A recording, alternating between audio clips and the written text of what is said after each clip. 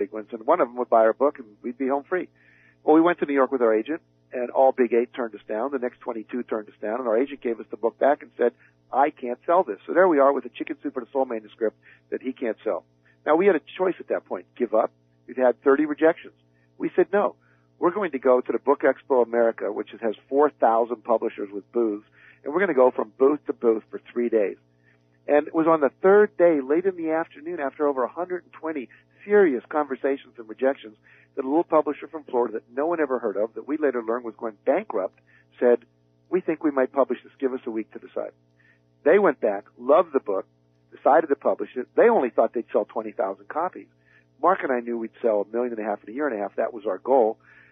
But it took us 144 rejections to get one publisher. It took us over a year to get a publisher. What if we'd have given up after 100? I wouldn't be on the phone with you today. No, your whole life would have been different. Absolutely.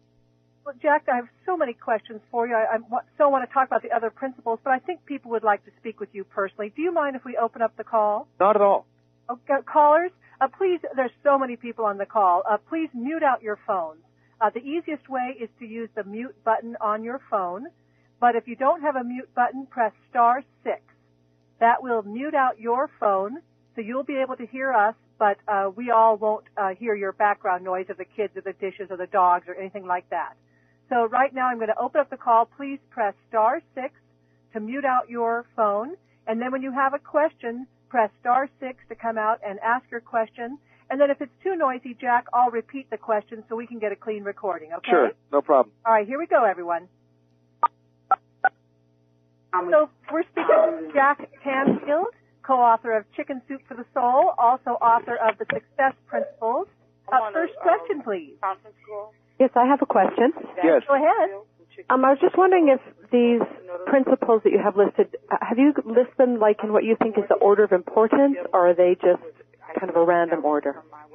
I would say that the first section of the book, which has about 26 principles in it, are in an order that you need to kind of go through in order to get them to work in a sequential way.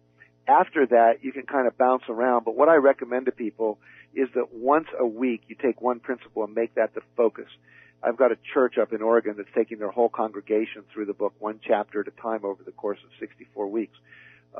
So they're all important, but yes, the more important core fundamental principles are in the beginning of the book. The first one says you got to take 100% responsibility, because if you don't do that, everything else is moot. Then you got to believe things are possible. Believe in yourself. You have to get clear what your life purpose is. You have to set goals. You have to, put them into action. You got to create a plan. So it's very sequential and logical. And then after that, it's more you can jump around. Thank you, caller. Next question, please. We'd have to clear our supervisor at that point. Go ahead. Caller, I can hear you. Do you have a question for Mr. Canfield? Okay, I'd like to go ahead. Go ahead. Please, we can hear. I love your videos. My children and I checked them out of the library, and oh my gosh, they were so good. And I also did the hand experiment, and that worked. Funny, isn't it? I know. That really illustrates a good point. When you talked about the 3 R's, you had thoughts, something else, and behaviors. Thoughts, images, and behaviors. So it's the thoughts we think, it's the pictures we hold in our mind, visualize, look at, like television, etc., and then it's the behaviors, the things we actually do and say. And people often say, well, why not feelings? And the reality of that is that feelings are created by your thoughts. If you think a different thought, you get a different feeling. If you hold a different image in your head. Like if I see a dog and I think it's going to bite me, I get scared. If I see a dog and I think it's gentle and I want to go pet it, then I have a different set of experiences in my body. So what we learn to do is keep creating better and better thoughts to produce more and more relaxation, more and more empowerment, more and more joy, etc. So thoughts, images, and behavior. Jack, what videos did our caller refer to? The main video, I believe, well, there's 2 that I've done that I'm aware of. One is called Self-Esteem and Peak Performance, and that can be ordered from my website, www.jackcanfield.com. It's real easy. And the other is a 1-hour program I did, was on PBS, and then PBS made those videos available, and I don't know where you can get those now, but libraries often have them. Thank you, caller. Next question. Yes. Yes, go ahead. We can hear you. I have another one. Yeah, go ahead. Did you? I find myself, this is kind of like wanting advice, I guess, but I find myself when your book sounds wonderful. I did not know about it. You betcha. That would work great. And what I find myself doing is I want it all now. So just be patient and go through the principle 1 week at a time. Well, what I recommend in the book is it's okay to want it all now. It rarely happens. If everything you ever want in life all showed up on the same day, you'd be overwhelmed. Just like I want all the food I'm going to eat this entire year to show up today. I want all the money I'm ever going to earn in my life to show up today. First of all, you don't need it all today. If it comes when you need it, then it's all going to be perfect.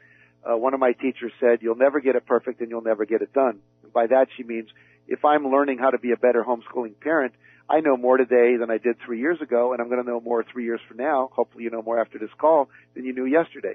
So you'll never get it perfect because perfect doesn't exist. It's evolving, and you'll never get it done because life is evolving. But having said that, if we go back to the book, I read the book one time through. You can also buy an audio version of the book. You can put it in your car and listen to it. It's great reinforcement. Research now shows that you need to look at new paradigm material about 6 times over the course of several months to lock it into your long-term memory. And the other thing is, once you've gone through and gotten the gestalt of the whole book, then go back and do one principle at a time.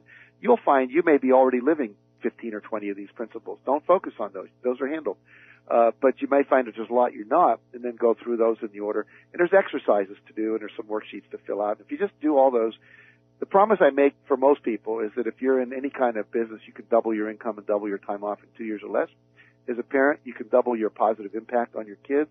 You can double their learning rate. I mean, whatever it is you want, you can accelerate it in less time if you apply these principles to it. I like your idea too, Jack, that the ones you already know, celebrate that, and then choose the next one you want to work on and achieve. Yeah, and I think, just to build on that, something I used to say when I ran parenting workshops, I talk about all these things you need to do to have your kids be healthy and things you don't want to do because they screw up your kids. And some people get really depressed. They go, oh, my God, I'm doing 9 of those things I'm not supposed to do, and they'd be really depressed. I say, don't get depressed. Celebrate the fact that up until an hour ago, you weren't even aware you were doing it. Now you're aware and you can stop. That's something worth celebrating. We all get better. None of us wake up in the morning and decide we're going to mess up our kids. I've never known a parent to wake up and go, I think I'm going to teach the kids the colors wrong, so when they go into the world, they'll be really messed up. We're always doing the best we can, and then we can just do better. So you're an expert on self-esteem, too. Do you have any just kind of quick advice on how we can help our children develop good self-esteem? Yeah, self-esteem really is the combination of 2 things. It's a child feeling lovable and capable.